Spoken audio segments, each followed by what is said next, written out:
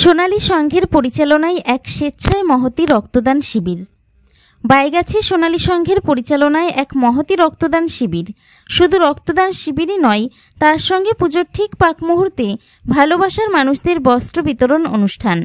এই রক্তদান অনুষ্ঠানে বিশেষ করে রক্তদাতা হিসেবে মহিলাদের স্বেচ্ছায় রক্তদান, যেটা নজিরবিহীন।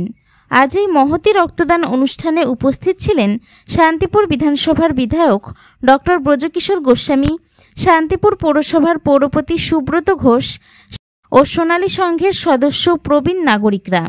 আজ এই রক্তদান শিবিরে 60 জন রক্তদাতা রক্তদান করেন এবং আগামী দিনে মানুষের পাশে থাকার বার্তাও দেন। নদিয়ার শান্তিপুর প্রথম রক্ত দিয়েছেন, আপনার মনের অনুভূতি কেমন লাগছে?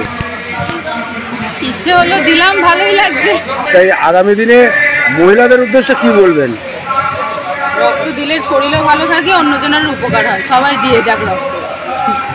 মানে বিশেষ করে মহিলাদের দিতে ভয় পায়, এবার সেই জায়গাতে ভয় পাওয়ার কি আছে? যে ভয় পায় তার ভয় কাটানো যাবে না। ভয় পেলে ভয় পাক, তার দেওয়া দরকার নেই। আচ্ছা, আপনার বাড়ি কোথায়? আমি বাইগেছি বেড়াতে। আপনার নাম? প্রিয়া খাতুন।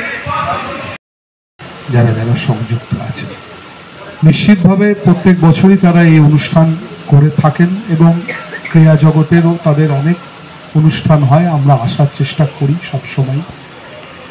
একটা তথ্য একদম সঠিক ভাইস চেয়ারম্যান বলেছেন যে শান্তিপুর যেভাবে রক্তদান শিবিরের আয়োজন করে, সেটা আমার কাছে যেটা তথ্য যে আমাদের রানাঘাট সাব ডিভিশনের মধ্যে সব থেকে বেশি রক্তদান শিবির কিন্তু শান্তিপুরে হয়।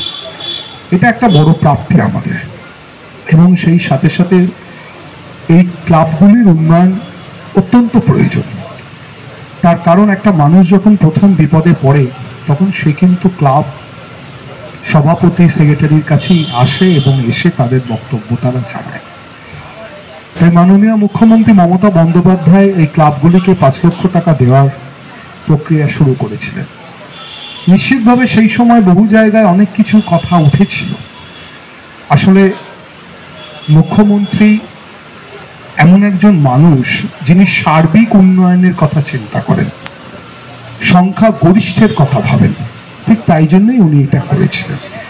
সেখানে দাঁড়িয়ে আজকে পৌরপতি এবং তার পৌরসভা পরবর্তীকালে আমাদের পাড়া আমাদের সমাধান কর্মসূচিকে নিয়ে আপনাদের দাবি নিশ্চয়ই হবে। আমার কাছেও তারা কিটসের আবেদন করেছেন। আমিও নিশ্চিতভাবে যত তাড়াতাড়ি সম্ভব সেই কিটস দেওয়ার ব্যবস্থা করব এবং সার্বিকভাবে যাতে এই ক্লাবের উন্নতি হয় তার দায়িত্ব এবং দায়বদ্ধতা আমাদের সবার থাকবে। সেটা হচ্ছে সোনালী সংঘ একটা সত্যিকারের একটা শারদীয়ার পাক মুহূর্তে একটি ঐতিহাসিক সিদ্ধান্ত নিয়েছে। কারণ এই সোনালী সংঘে যারা সদস্য তারা হিন্দু মুসলিম উভয় মিলেই তারা যে ক্লাবটা পরিচালিত করে থাকে। তা সুতরাং যেরকম একটা ঠিক শারদীয়ার পাক মুহূর্তে তারা যেরকম রক্তদান শিবিরের আয়োজন করেছেন, তার সঙ্গে সঙ্গে কিছু ভালোবাসার মানুষকে তারা বস্ত্র বিতরণেরও আয়োজন করেছে। সামাজিক কাজের সঙ্গে এই সোনালী সংঘ ক্লাব তারা দীর্ঘদিন থেকে জড়িত। তারা আরও একটা উদাহরণ, তারা আজকের এই ব্লাড ডোনেশন ক্যাম্পে তারা আবার পুনরায় দিলেন। তাদের এই ক্লাবের স্বীকৃতি কামনা করব। তারা সামাজিকগতভাবে তারা ক্লাবের উন্নয়নকে এগিয়ে নিয়ে যাক। আমরা তাদের পাশে থেকে যতটুকু পারবো আমাদের সাধ্য মতন তাদের পাশে থেকে সাহায্য এবং সহযোগিতা করব। এটাই আজকে সোনালী সংঘের আজকে যে আবেদন, সেই আবেদনে আমরা সকলেই সাড়া দিয়ে বিধায়ক, পৌরপতি, উপপৌরপতি, কাউন্সিলররা সকলেই আমরা এসেছিলাম সোনালী সংঘের পাশে এসে দাঁড়ানোর সেই প্রয়াসের উদ্যোগে আমরা সহযোগিতা করি। বাইগাছিপাড়া শান্তিপুর সোনালী সংঘের পরিচালনায় 1978 সালে এই ক্লাব প্রতিষ্ঠিত।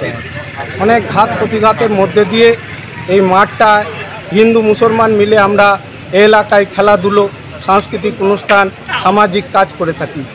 আমাদের ক্লাবের সদস্যরা অক্লান্ত পরিশ্রম করে আমাদের স্বেচ্ছায় রক্তদান শিবির, কখনো বৃক্ষরোপণ, কখনো রুগীদের মধ্যে ফল বিতরণ, কখনো আমাদের এই ক্লাবের মধ্যে দিয়ে এলাকার জঞ্জাল পরিষ্কারের মধ্যে দিয়ে আমরা এগিয়ে যাই। আমরা শান্তিপুর সোনালী সংঘ মূল 3টি কাঠির উপরে দাঁড়িয়ে আমরা নির্দিষ্ট মেরুদণ্ডের উপরে দাঁড়িয়ে আমরা এই ক্লাব পরিচালনা করি। শিক্ষা, সংস্কৃত ও খেলাধুলা। শিক্ষার ব্যাপারে আমরা সোনালী সংঘের পক্ষ থেকে এখানে সাক্ষরতা সেন্টার করেছিলাম। আমরা বিজ্ঞান প্রদর্শনীর মাধ্যম দিয়ে এলাকা সায়েন্স ক্লাবকে এনে এখানে বিজ্ঞান প্রদর্শনীর মধ্যে দিয়ে এই এলাকায় মানুষকে সচেতন করেছিলাম। এলাকার মানুষের কাছে কোনো অসুবিধা পড়লে আমরা ক্লাবের পক্ষ থেকে তাদের দ্বারাই, কখনো একজন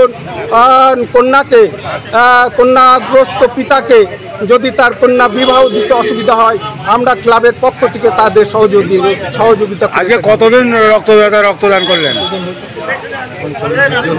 40 জন রক্ত প্রায় নিয়েছে। আমাদের 60 জন এখানে রক্ত ক্যাপাসিটি আছে।